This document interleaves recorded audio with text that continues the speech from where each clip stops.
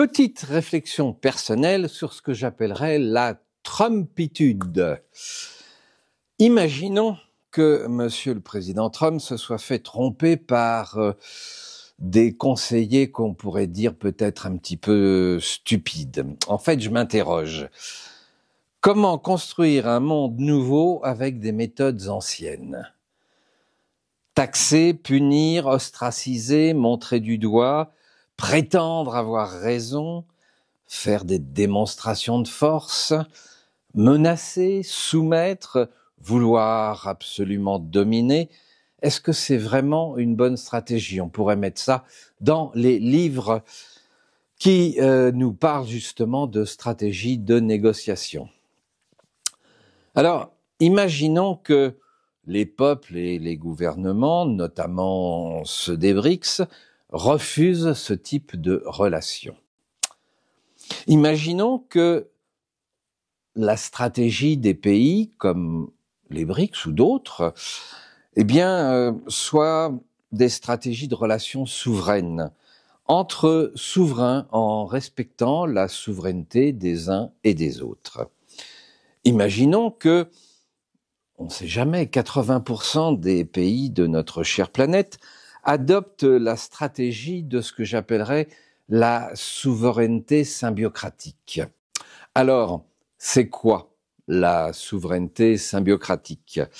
Eh bien, ce serait l'échange équitable, le partage des talents, faire du commerce de façon respectueuse, une entraide souveraine et le respect, avant tout, de la souveraineté des peuples et des pays. Ce serait la mise en symbiose des richesses humaines pour créer de nouvelles richesses ensemble. Évidemment, c'est la capacité à créer un monde d'humanité sans la domination particulière de l'un ou de l'autre, mais avec la protection de chacun, des uns et des autres, et la protection donc de tous. Ça pourrait être, rêvons un peu, un monde où les plus forts, ou les plus créatifs, les plus agiles, protégeront et défendront la souveraineté de tous et de chacun et seront des modèles de gouvernance. Alors, c'est toujours la même question que celle du départ. Que représenterait un pays comme par exemple les USA et les quelques alliés qui se soumettraient à une stratégie de puissance, de force et de soumission? Avec une stratégie par laquelle les USA tenteraient d'impressionner avec des milliers de milliards d'investissements et de faibles taxes. Est-ce que cette stratégie va attirer l'humanisme et la souveraineté? Alors, la leur peut-être, mais celle des autres. C'est vraiment la question qu'on doit se poser dans un monde qui est en pleine transformation. Et en tous des cas, quels sont les profils des personnes ou des organisations qu'ils vont attirer chez eux? Est-ce que ce sont des gens qui veulent justement créer de l'humanisme et de la souveraineté ou que du fric? Et si par contre, avec la même stratégie fiscale que proposent les USA, nous mettions en place une stratégie fondée sur le respect systématique de la souveraineté individuelle et collective et la mise en symbiose des talents? Ne serait-ce pas plus équilibré, plus pacifique?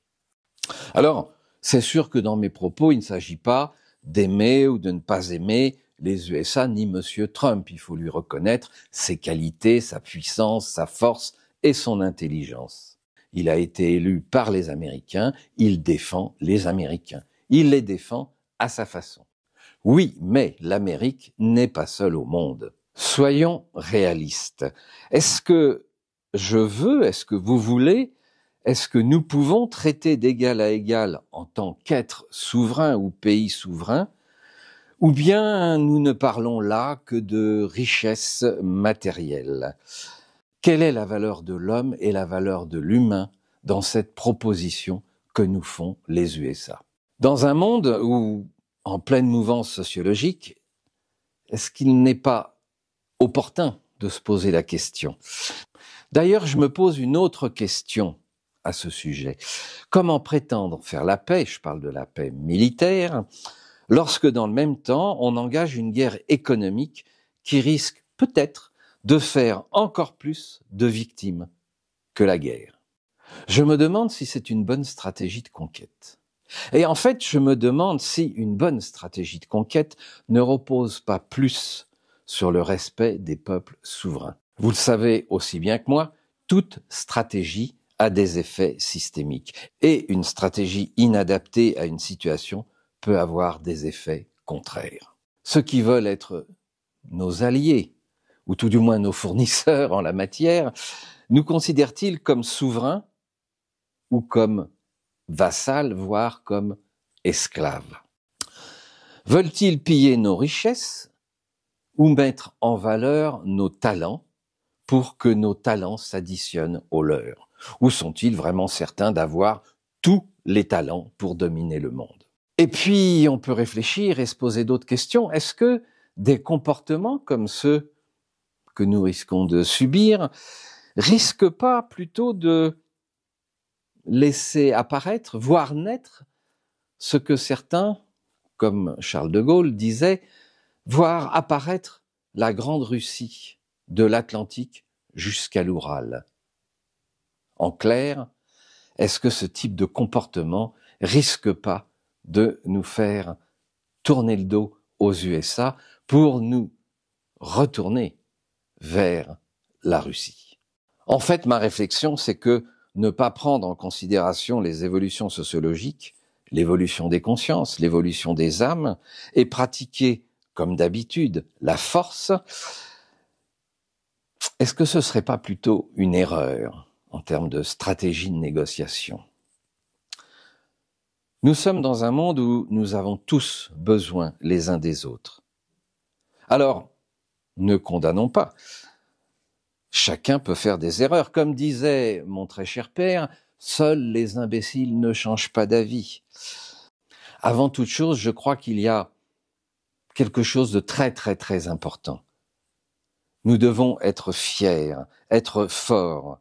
Nous devons avoir la posture des créateurs de sens, des créateurs de vie, des créateurs de civilisation. C'est ça, notre puissance.